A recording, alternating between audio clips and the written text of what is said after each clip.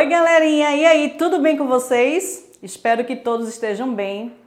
Eu sou a professora Silvia Cardoso, a minha disciplina é Ciências, e gostaria de convidar vocês para a aula de hoje sobre o ar atmosférico e a saúde. Bom, nós precisamos seguir um roteiro. Eu sempre gosto de colocar para um aluno um roteiro porque é importante que vocês entendam qual é o objetivo da nossa aula. Então, o que a gente vai aprender hoje? Primeiro, nós vamos aprender a importância de preservar as nossas florestas. No segundo momento, nós vamos discutir sobre a composição do ar atmosférico. No terceiro momento, vamos falar sobre a poluição do ar e saúde. E por último, eu trago para vocês uma pergunta que vocês devem pensar desde esse primeiro momento. O ar puro é um direito de todos? E aí, vamos pensar sobre isso ao longo da nossa aula. Vamos iniciar aí com essa bela imagem da nossa floresta amazônica e a imagem desse pequeno curumim, que representa nossos povos indígenas, que são os grandes protetores da nossa floresta. São eles responsáveis por preservar a nossa floresta, mas a responsabilidade é nossa também. Nós precisamos lutar para evitar a destruição da nossa riqueza natural, que é a floresta amazônica. Para isso, eu trouxe para vocês uma tirinha para a gente fazer uma reflexão. É uma tirinha do Maurício de Souza. Essa tirinha, nós temos o fantasminha e a morte, observando o ser humano cortar uma árvore. Então o fantasma fala: Dona Morte, parece que aquele machado ali é mais perigoso que sua foice. Então, vamos ver a pergunta. Por que o machado é mais perigoso que a foice da morte? Vamos pensar um pouco?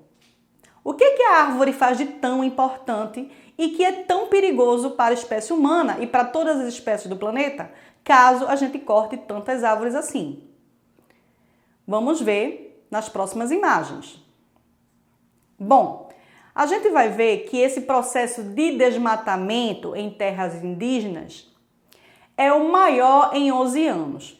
Em 2019, a gente vai encontrar várias notícias falando sobre esse tema. Essa notícia que eu estou trazendo para vocês foi uma notícia que foi publicada no dia 16 de dezembro de 2009. O que essa notícia fala, gente? Segundo estudo divulgado pelo Instituto Socioambiental, ISA, entre agosto de 2018 e julho de 2019, a destruição das florestas nas terras indígenas amazônicas chegou a 42,6 mil hectares. É muita coisa, né, gente? Para vocês terem uma ideia, o número é equivalente a 51 milhões de árvores abatidas. Que tristeza! A gente precisa fazer alguma coisa para proteger as nossas florestas, né? Esses dados, eles são dados oficiais, né? Como eu sempre digo, gente, quando vocês buscarem informações, tenham cuidado com aquelas famosas fake news. Não é qualquer informação que você vai considerar como científica e verdadeira. Você tem que buscar fontes confiáveis em artigos científicos, sites de universidades, de institutos oficiais que tragam dados confiáveis. Então, nós temos aí dados oficiais do Programa de Monitoramento de Desmatamento da Floresta Amazônica Brasileira por satélite, que é o PRODES, que tirou esses dados, buscou esses dados no Instituto Nacional de Pesquisas Espaciais. Então, esses dados foram mostrados, está disponível no site desse instituto. Se vocês quiserem consultar, é só entrar no site. Bom, se você acessar o site do INPE, você vai encontrar várias informações. Encontrei lá uma tabela que mostra o desmatamento, como é que anda, né, o desmatamento da floresta amazônica desde 2004 até 2019. Então, eu peguei os dados dessa tabela e transformei num gráfico. Vejamos esse gráfico para a gente ver a evolução do desmatamento. Então, nesse gráfico de coluna, nós podemos observar os anos, iniciando em 2004 até 2009. No outro eixo, você vai ver o número o valor, né, de área que foi desmatada em quilômetros quadrados. Então, no ano de 2004, nós tivemos o maior índice de desmatamento. Foram desmatadas mais de 25 mil quilômetros quadrados da nossa floresta. A partir daí, houve várias ações de fiscalização, de mobilização popular, mobilização social, né, para diminuir o desmatamento da floresta amazônica. E daí esse desmatamento começou a diminuir. Então perceba que no gráfico você consegue imaginar que tem uma curva que vai descendo, até chegar no ano de 2012, que foi o ano que teve menos desmatamento. Nós tivemos 5 mil quilômetros quadrados desmatados. Desse ano em diante, o desmatamento no Brasil ele foi variando, tendo poucas variações, né? Em 2013 aumentou um pouco, 2004 diminuiu, 2015 aumentou um pouco, em 2016 já foi um pouco maior, em 2017 permaneceu quase na mesma média de 2016, 2018 teve um aumento e chegamos a 2019, onde o desmatamento está crescendo. Então, se você perceber nesse gráfico, você vai ver que houve uma diminuição desde 2004, diminuiu bastante o desmatamento e agora, infelizmente, voltou a crescer. Nós precisamos fazer alguma coisa para parar esse desmatamento. E para isso nós precisamos conhecer quais são as principais atividades humanas que provocam o desmatamento da Amazônia. 5 atividades humanas, as principais 5 causas do desmatamento da Amazônia. Vamos ver na imagem? A primeira delas é a pecuária. A pecuária é quando a gente faz o desmatamento para criar pasto para gado, para a criação de gado. A segunda atividade é a agricultura. É quando a gente remove a floresta para plantar aquilo que vai alimentar a população. Na Amazônia ocorre muito o plantio da soja. E isso é um dos grandes motivos do desmatamento da floresta amazônica também. A terceira atividade é a grilagem. Vocês já ouviram falar nessa palavra? Grilagem, que palavra curiosa, né? Quando eu vi essa palavra, eu me lembrei, tem alguma coisa a ver com grilo. Será que é uma criação de grilo, minha gente? Não, não tem nada a ver com isso. Tem a ver com um tipo de falsificação de documento. No passado, algumas pessoas se passavam por donos de terra. E para confirmar isso, eles falsificavam um documento, colocavam esse documento dentro de uma caixa cheia de grilo, para que o papel ficasse envelhecido, como vocês estão vendo aí na imagem. Aí, com isso, eles tinham um documento de posse da terra e poderiam explorar aquela terra. Isso é a grilagem. Isso acontece até os dias atuais. Não com essa tecnologia do passado, né, de colocar o papel dentro da caixa com grilos, mas usando outras tecnologias.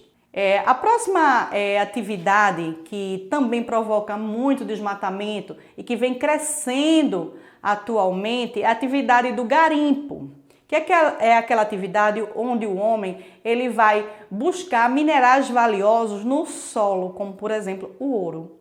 Então isso é uma coisa que já deveria ter acabado no nosso país. A gente não pode perder a riqueza da nossa floresta, desmatar, cavar buraco, né, para poder alimentar essa atividade. É necessário que a gente inove e busque novas formas de gerar economia.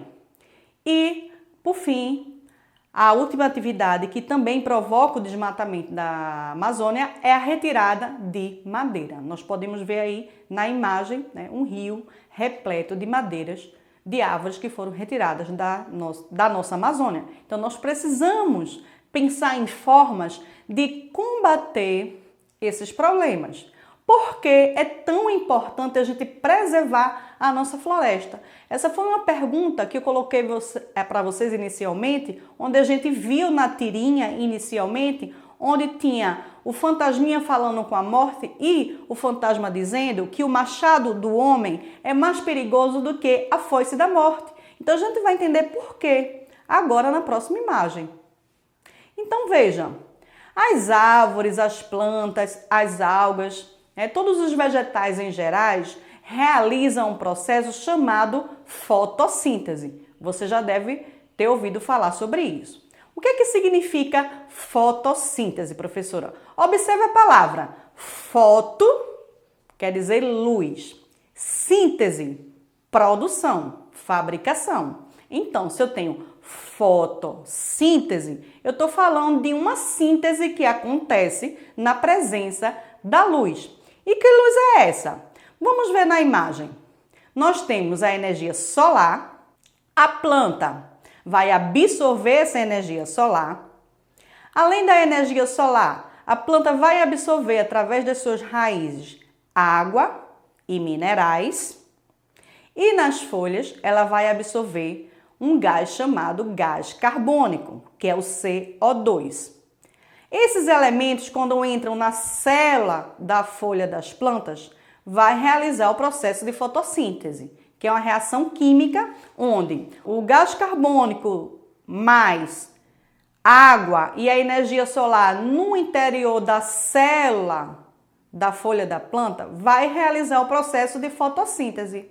Ou seja, eu vou somar o gás carbônico mais água e energia solar. Existe um pigmento muito importante e fundamental nesse processo, que é a clorofila. É a clorofila que é responsável por captar a energia solar e depositar essa energia na forma de alimento para a planta, que vai ser a glicose, como vocês podem ver na imagem aí. A glicose é um resultado do processo de fotossíntese. Ela sintetiza glicose, que serve de alimento para ela e para todos os seres que existem no planeta. Além de fabricar seu próprio alimento, por isso que a planta também é conhecida como um organismo autotrófico. Auto quer dizer próprio, trófico, energia, produz seu próprio alimento, a sua própria energia. Então, além disto, a planta ela fornece o gás oxigênio, o O2, que é o gás fundamental para nossa respiração. Nas minhas aulas, eu costumo destacar para os meus alunos 3 grandes importâncias das plantas para a vida no planeta. Então, vamos fazer um resumo aqui. Qual é a primeira importância relativa à questão da alimentação? A primeira importância é que a planta, a partir desse processo de fotossíntese, ela fabrica a glicose. A glicose é um alimento. Então, por esse motivo, a planta ela é a base da cadeia alimentar. Ela é que sustenta toda a cadeia alimentar. Aí você vai dizer, professora, mas eu não gosto de comer vegetais, eu gosto de comer ovo, leite, galinha. Sim, mas se você pensar de onde é que vem o ovo, vem da galinha. A galinha precisa comer milho. Se você gosta de carne, você pensar no boi. O boi come capim. Então, não existiria outras formas de vida se a gente não tivesse a planta para fornecer alimento para todos os seres vivos. Além disso, a planta ela também se destaca por 2 grandes importâncias em relação à qualidade do ar que a gente respira. Por quê? Vocês observam que no processo ela absorve o gás carbônico da atmosfera. Ela remove o gás carbônico da atmosfera. Ela utiliza esse gás carbônico no seu processo de fotossíntese. E depois desse processo, o que ela libera para a atmosfera? Ela libera o gás oxigênio. E esses 2 grandes momentos são muito importantes, porque quando ela retira o gás carbônico da atmosfera, ela diminui a quantidade de gás carbônico. Isso faz com que o clima fique melhor, diminuindo a questão do efeito estufa, e o oxigênio que é necessário para a respiração de grande parte dos seres vivos. Então, minha gente, a planta é um dos seres vivos mais importantes do nosso planeta. Bom, então a gente vê que esses produtos que são liberados, o oxigênio que é liberado pela planta, ele vai compor o nosso ar atmosférico. Mas não é só ele. Tem outros gases que formam o nosso ar. Vamos ver aí na imagem alguns desses gases. Bom, nós temos um gráfico que vai mostrar para vocês a composição do ar atmosférico. Aí vocês vão dizer, eita professora, a senhora está trazendo muito gráfico nessa aula, né? Tem que saber um pouquinho de matemática também, tem que entender. Fazer uma leitura de um gráfico é importante em todas as áreas do conhecimento. Então, nesse gráfico aí, que a gente chama um gráfico pizza, imagine que esse gráfico é uma pizza. Então, eu tenho toda essa parte azul, esse pedação grandão aí, que corresponde a 78% de nitrogênio. Então, no nosso atmosférico, a gente tem 78% do gás nitrogênio. É o gás que está em maior quantidade no ar atmosférico. Além do nitrogênio, nós temos 21%, que é esse pedaço verde que vocês estão vendo na imagem, 21% de oxigênio.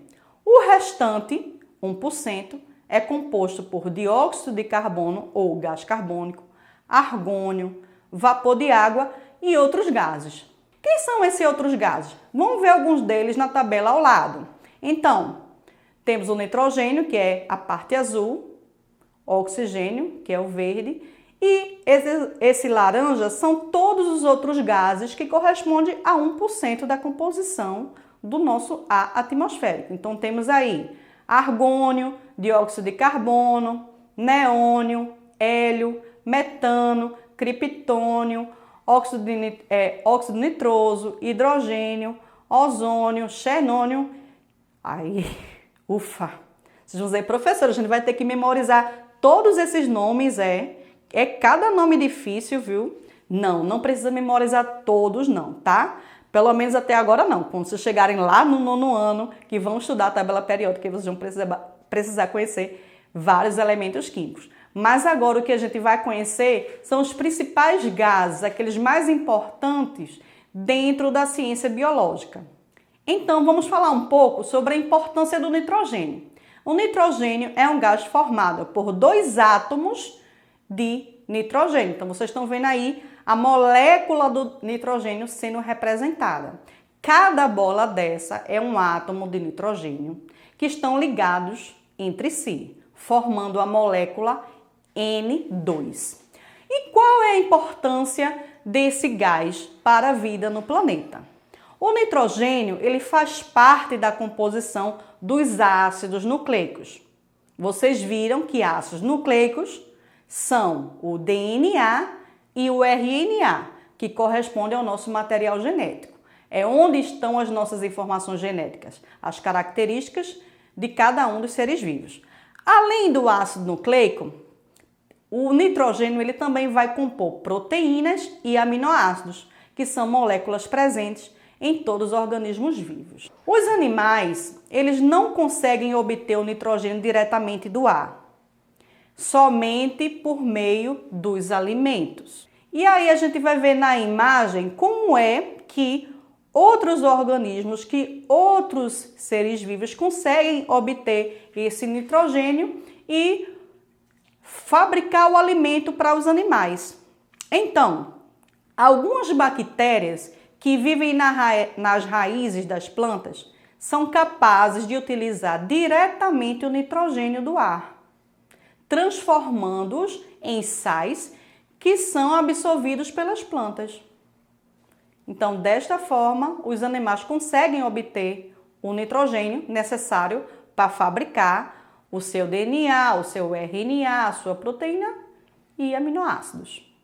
Bom, vamos ver agora a importância do oxigênio. O oxigênio é um gás formado por uma molécula que tem 2 átomos de oxigênio, formando a molécula O2. O oxigênio ele é produzido pelas algas e plantas que liberam o gás oxigênio através do processo de fotossíntese, como nós vimos anteriormente. É importante salientar isso, porque não são só as plantas que realizam a fotossíntese. As algas têm um papel muito importante, já que O nosso planeta Terra é coberto por 70% de água e grande parte dessa água é formada pelos oceanos. E as águas se encontram nesses oceanos. Então, elas são responsáveis pela produção de grande parte do oxigênio que existe na nossa atmosfera. E esse oxigênio, ele é fundamental para a nossa respiração, para a respiração dos seres vivos. Nas células, o gás oxigênio, ele reage com os açúcares, que é a glicose, e liberam energia de forma lenta. A gente vai ver esse processo mais a seguir na nossa aula. Além disso, o gás oxigênio, ele também é utilizado, ele participa do processo de combustão, como vocês podem ver aí na imagem ao lado, onde temos um combustível que para produzir o fogo, para liberar calor, ele precisa do oxigênio. Quando esse combustível ele é queimado, quando ele sofre a combustão, vai ocorrer a liberação de água, o CO2, que é o gás carbônico, e a energia em forma de calor. E aí nós vamos observar isso em um experimento. Para o nosso experimento, nós vamos precisar apenas de uma vela, um copo de vidro comprido e uma caixa de fósforo. Vamos iniciar acendendo a vela. Façam isso acompanhados por um adulto. Então, na queima da vela, podemos observar o processo de combustão. Nós temos na vela o combustível que reage como oxigênio, produzindo a chama da vela. O próximo passo do experimento é pegar o copo de vidro e nós vamos colocar lentamente sobre a vela e vamos ver o que é que vai acontecer.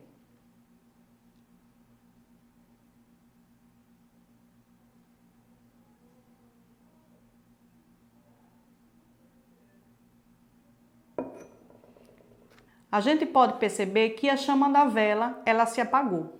Por que que isso acontece? Quando a gente coloca o copo sobre a vela, todo o gás oxigênio no interior vai ser consumido no processo de combustão. Depois que o gás oxigênio é utilizado, a chama se apaga e o processo de combustão termina. Bom, gente, então como vocês viram, puderam observar no experimento, à medida que a vela foi consumindo, o combustível da vela foi consumindo o oxigênio, o fogo da vela apagou. Por que apagou? Porque todo o gás oxigênio que estava dentro do recipiente foi consumido. E quando o gás oxigênio acaba, o processo, a reação de combustão, ela para. Bom, nós vamos ver agora um pouco de como é que funciona a respiração nos seres vivos. Nos seres humanos, especialmente, a respiração é um processo complexo. Ela não só envolve o pulmão. Muita gente acha que respirar só é o ato de inalar e expirar o ar. A respiração ela não se limita apenas a isso. Envolve diversas etapas, diversos processos. Vamos ver aí na imagem, no número 1, nós temos o processo da respiração pulmonar. O que é a respiração pulmonar? A respiração pulmonar, ela envolve dois movimentos respiratórios. O movimento de inspiração, que é a entrada do ar nos pulmões, e o movimento de expiração, que é a saída do ar dos pulmões. Então, vamos memorizar esses dois movimentos. Observe, repita comigo esse movimento de inspiração. Respire bem fundo. Quando a gente inspira, a nossa caixa torácica ela vai aumentar de volume. O ar está dentro do meu pulmão. Eu vou soltar o ar agora, tá? Vamos soltar o ar bem forte. O ar saiu para o exterior. Então, eu expirei. É o processo de expiração. Então, vamos repetir. Inspiração e expiração, tá? Vamos lá comigo. Inspira, expira. É isso, tá? Nesse movimento respiratório, o ar atmosférico entra no nosso pulmão e sai. Nesse momento, vai acontecer uma troca gasosa. Essa troca gasosa, a gente pode observar na imagem de número 2, que é a hematose pulmonar. O que é hematose? Hematose é a troca de gases. Hema se refere a sangue. Hematose pulmonar acontece no pulmão. Vocês estão vendo aí uma estrutura semelhante a um cacho que está na cor amarela. Esse aí é o alvéolo pulmonar. O nosso pulmão tem várias estruturas como essa, como se fosse um cacho de uva, tá? Então, um alvéolo, ele passa bem perto de um vaso sanguíneo. Esse vaso sanguíneo é bem fino. É tão fino que o nome dele é capilar. Capilar sanguíneo, porque é como se fosse da espessura de um cabelo. Então, dentro desse vaso, passam as células sanguíneas chamadas hemácias. O que essa célula faz? Quando essa célula sanguínea passa as hemácias, vocês vão observar na imagem aí no primeiro momento, tem o O2 passando do alvéolo para o capilar sanguíneo. E é a hemácia que vai carregar o gás oxigênio por todo o nosso corpo. Ao mesmo tempo que o alvéolo passa o oxigênio para o capilar sanguíneo, o gás carbônico que está na nossa circulação, ele sai, ele é mandado para o alvéolo pulmonar. Então, aí ocorre a troca de gases. Entra oxigênio no sangue e sai gás carbônico. E aí esse processo continua, tá, gente? Vai continuar, o sangue vai levar esse oxigênio para todas as partes do nosso corpo, da cabeça até o dedão do nosso pé. Imagine um capilar sanguíneo chegar lá no dedão do seu pé. Esse capilar sanguíneo, ele tem o objetivo de levar sangue que tem hemácia carregando o oxigênio até lá. Quando chegar nas células dessa região, o que é que vai acontecer? A hematose celular.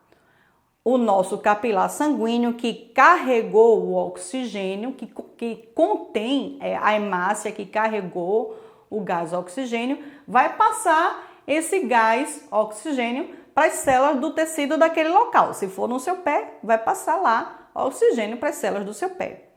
As células dessa região vai receber, vai pegar esse gás oxigênio para usar no processo de respiração celular e vai jogar gás carbônico para o sangue levar o gás carbônico de volta para o pulmão. E aí a gente finaliza o processo de respiração na chamada respiração celular, que é um processo de reações químicas que acontecem no interior da célula. Então, de uma forma resumida, a respiração ela envolve um processo que começa no macro, que começa no pulmão, naquilo que a gente pode ver, no macroscópico, e ela vai ser concluída no universo microscópico da célula. Bom, vamos ver agora a importância do gás carbônico. O gás carbônico, ele é formado por uma molécula que tem um átomo de carbono, que é o C, representado pela letra C. Vocês estão vendo aí na imagem essa esfera na cor cinza, né? Um cinza escuro, representando o carbono, que está ligado a 2 átomos de oxigênio, formando a molécula do CO2. Então, o gás carbônico, ele é formado por várias moléculas de CO2. E para que serve esse gás carbônico? As plantas utilizam gás carbônico ou dióxido de carbono presente na atmosfera para a realização da fotossíntese, transformando-o em matéria orgânica, que são os nutrientes, como nós vimos anteriormente já no processo de fotossíntese, não é isso? O gás carbônico, ele é um produto derivado das reações de diferentes processos, como a combustão, que vimos no nosso experimento, e a respiração dos seres vivos. Basicamente, esses são os dois tipos de reações químicas que liberam gás carbônico para a atmosfera. Só que existe um problema. Se a gente liberar muito gás carbônico para a atmosfera, o acúmulo desse gás vai provocar o aumento do efeito estufa. O efeito estufa, ele é um efeito natural e importante para a sobrevivência dos seres vivos no planeta. Porém, se esse efeito ele for aumentado, pode provocar o que a gente chama de aquecimento global. Então, o dióxido de carbono, ele torna-se prejudicial quando é liberado pela queima de combustíveis, pois alteram o clima do planeta. Aumento do efeito estufa e aquecimento global. Na imagem aí, que vocês estão vendo ao lado, a gente tem duas situações.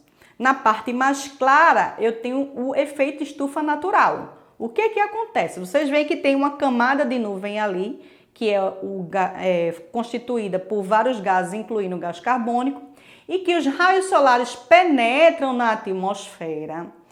E uma parte desses raios é absorvido pela superfície e outra parte é refletida para o universo, volta para o universo. Então a gente não absorve todo o calor. O efeito estufa, ele consegue guardar um pouquinho de calor dentro do nosso planeta, um calor que é necessário para a sobrevivência dos seres vivos.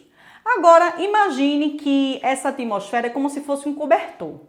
Se eu tenho um cobertor fino, como a gente viu anteriormente, você tem uma quantidade menor de gás carbônico, eu vou conseguir reter menos calor. Agora, se eu pego um cobertor bem grosso, que representaria o outro lado da imagem, o efeito estufa intensificado pelo homem. Se eu tenho uma grossa camada de gás carbônico, que seria como um cobertor bem grosso, eu estaria retendo bastante calor, elevando a temperatura do nosso planeta, né? Nessa situação, os raios solares eles penetram na atmosfera e não conseguem refletir de volta para o universo. Então, todo o calor fica preso.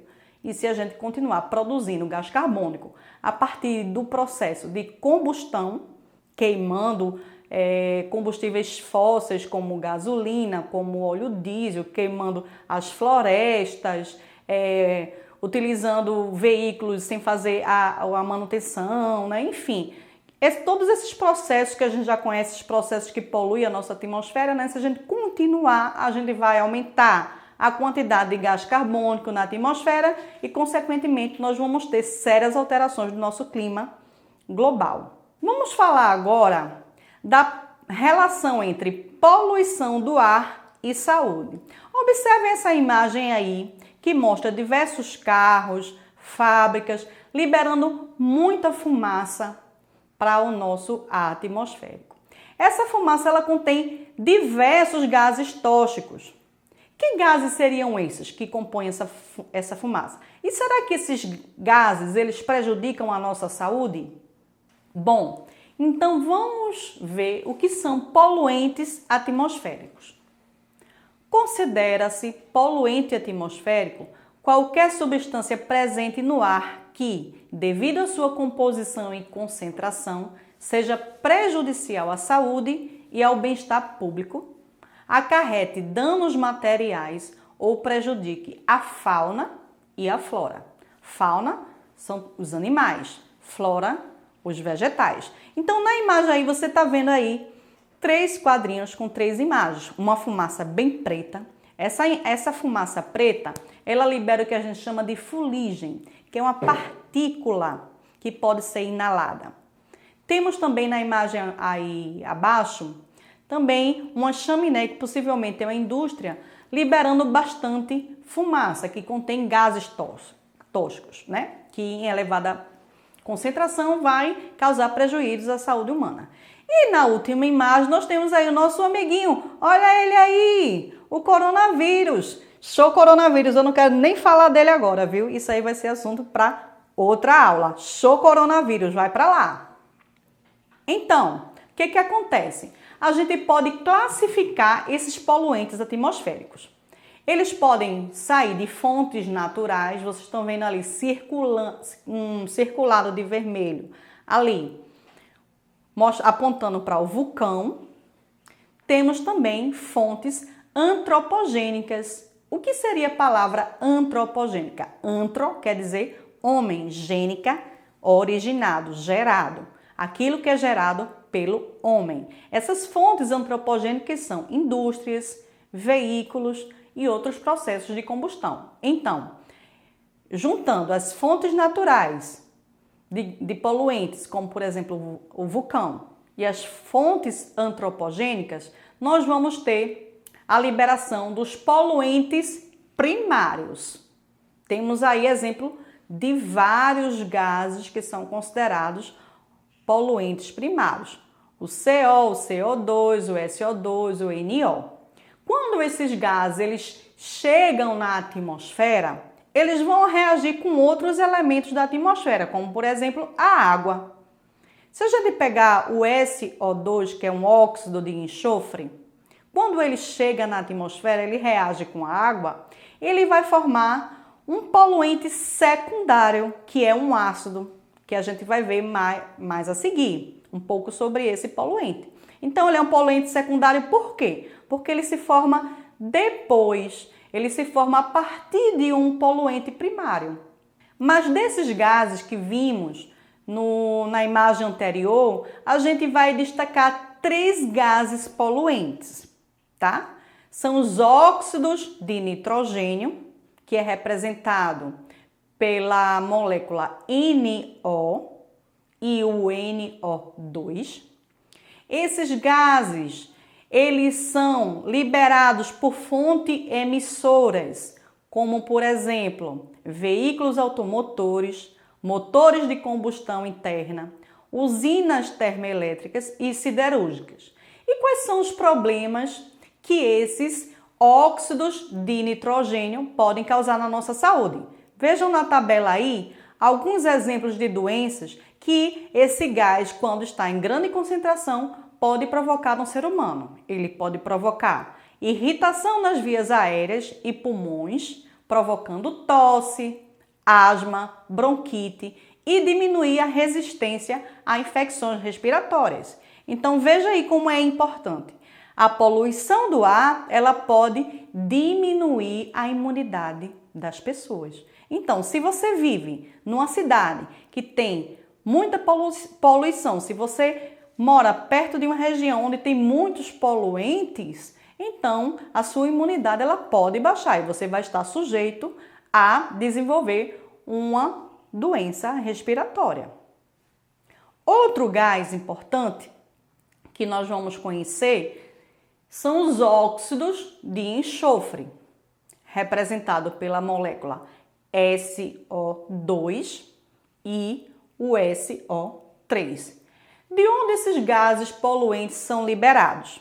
As fontes emissoras do óxido de enxofre são provenientes da queima de combustíveis fósseis. Combustíveis fósseis são aqueles derivados do petróleo, tá, gente? Petróleo, a partir do petróleo se fabrica, por exemplo, a gasolina, o óleo diesel. Então, isso são chamados combustíveis fósseis. Então, na queima desses combustíveis é liberado esse tipo de gás poluente, são os óxidos de enxofre. Além dos combustíveis fósseis, eles também são liberados a partir de atividades industriais, podendo também ter origem nas atividades vulcânicas. E o que é que a concentração exagerada desses gases causa na nossa saúde? Eles podem causar tosse, náuseas, irritação nos olhos. Em problemas mais graves, ele pode provocar problemas cardíacos, dificuldade na respiração, ocasionando inflamação aguda no nosso sistema respiratório. Então veja como é séria a situação. Várias pessoas, não só no Brasil, mas no planeta todo, têm problemas de saúde e podem morrer por conta da poluição atmosférica. O último gás que a gente vai falar é sobre o monóxido de carbono, que é o CO. Nessa molécula só tem para vocês diferenciarem ela do gás carbônico, tá? O monóxido de carbono, observe a palavra monóxido. Mono quer dizer um. Então, no monóxido de carbono tem apenas um carbono. Então, essa molécula é o CO. Como é que é produzido o monóxido de carbono? As fontes emissoras do gás do monóxido de carbono são atividade vulcânica, automóveis, indústrias que usam carvão mineral, sistema de aquecimento a gás. Bom, esse gás é um dos gases que eu considero assim bastante perigoso. Por quê? Porque é um gás que você não sente o cheiro dele, ele é incolor, você não vê, então você não está sentindo nada. Quando você está dentro de um ambiente fechado, com esse gás sendo produzido, você não percebe. E se você estiver, por exemplo, dormindo e inalar esse gás, você pode morrer por asfixia. E é um gás muito perigoso. Esse acidente já aconteceu com várias pessoas. Veja na nossa tabela, né, quais são os sintomas de uma intoxicação por monóxido de carbono.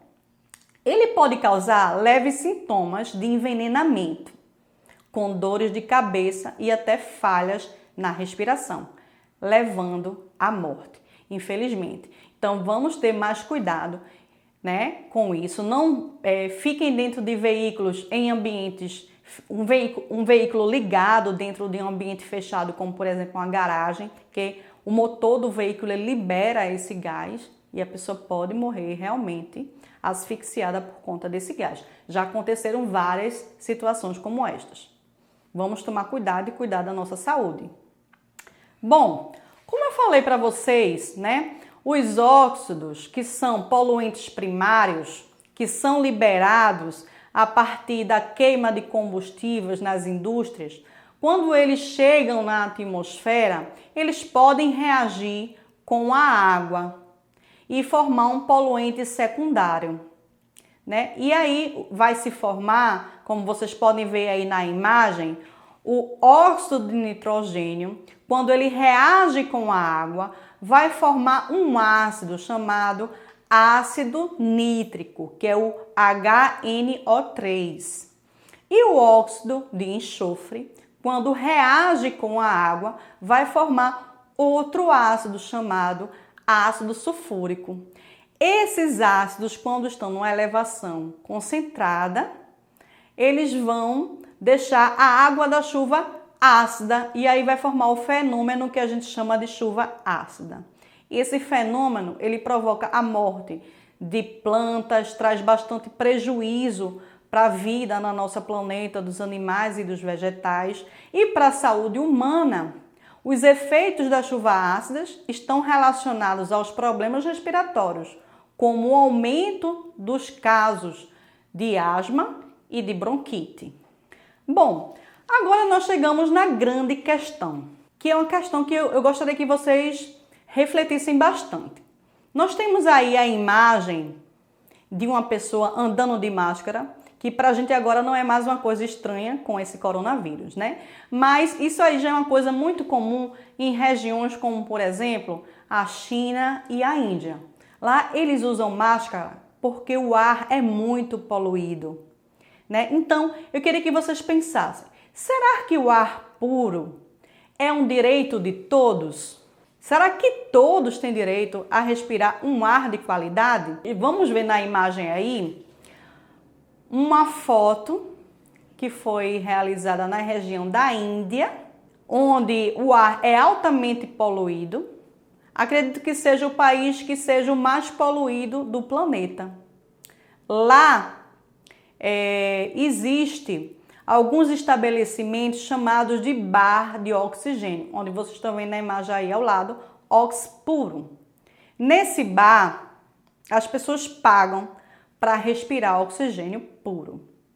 Então, a gente pode perceber que não é todo mundo na Índia que tem direito ao ar puro. Na Índia, pagar para respirar já é uma realidade. Então, gente, o ar puro, ele pode ser usado como um indicador de desigualdade social. Quem pode pagar para respirar um ar puro, ótimo. Quem não puder pagar, infelizmente vai sofrer. Essa é uma realidade que não está muito distante. É por isso que eu digo, temos que cuidar da nossa floresta amazônica. Temos que cuidar das nossas plantas. Você que está em casa nesse momento, em quarentena, isolamento, aproveite para plantar, né? Plante uma árvore, ajude a diminuir a poluição do nosso planeta. Você também pode pensar em projetos para desenvolver na escola quando você voltar. Converse com seu professor de ciências. Pensem em ideias que você possa realizar para combater a poluição atmosférica, porque é muito importante para a sobrevivência de todos os seres vivos do nosso planeta, da vida humana, dos animais e das plantas. Trouxe para vocês aqui mais uma situação para mostrar a vocês que o ar puro não é um direito de todos. Infelizmente, tem alguns trabalhadores que são expostos a poluentes durante todo o dia. Nós estamos vendo aqui nessa imagem a situação que vivem os carvoeiros. O que são os carvoeiros? São pessoas que trabalham na produção do carvão vegetal, que é aquele carvão que a gente usa para fazer aquele churrasquinho em casa. Você usa aquele carvão e você nem imagina como esse carvão ele foi produzido. A realidade é que grande parte desse carvão é produzido em situações de trabalho análogas à escravidão. Então, as pessoas trabalham de 10 a 12 horas expostas a poluentes que prejudicam a sua saúde. Então, a expectativa de vida dessas pessoas aí é bem baixa e as condições de saúde são precárias. Aí nós estamos vendo duas imagens que representam o pulmão de uma pessoa saudável e o pulmão de um carvoeiro. Se você observar na primeira imagem, o pulmão está limpo.